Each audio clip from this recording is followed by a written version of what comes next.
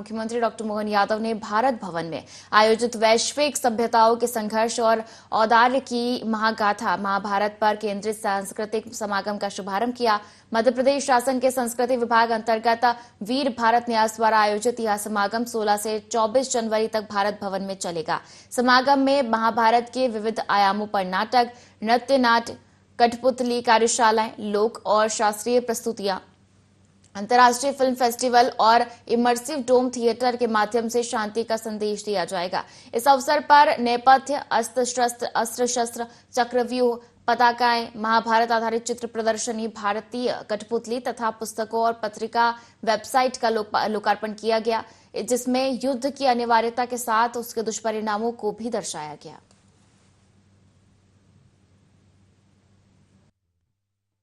करके जब से पृथ्वी तब से मानवता का इतिहास भारत से मिलता है।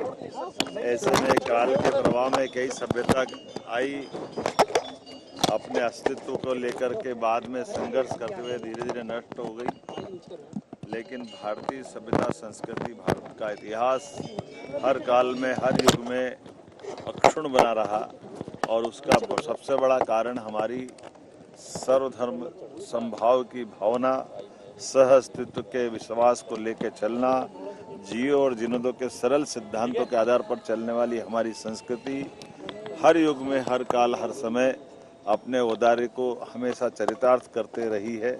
ऐसे में कल्चर मिनिस्ट्री ने मकर संक्रांति के साथ 9 दिवसीय महाभारत की भीषण संघर्ष गाथा और उसके साथ औदार्य के आधार पर हमारी संस्कृति को बचाने के अवशेष, इस आधार पर प्रदर्शनी का भी और विविध प्रकार के आयोजनों का जो सुंदर संयोजन किया। मेरी अपनी ओर से मध्य प्रदेश सरकार की इस कल्चर मिनिस्ट्री के इस आयोजन को बधाई।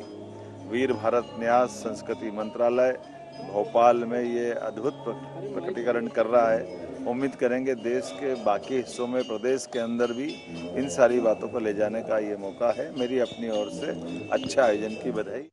महाभारत सच में उस दौर में जिस प्रकार से एक उसका प्रतिकृति बना करके शस्त्रों से, व्यूह रचना से, चित्रों के माध्यम से, रचनाओं के माध्यम से, और भारत भवन तो ऐसा लग रहा कि सच में महाभारत का स्थान हो गया।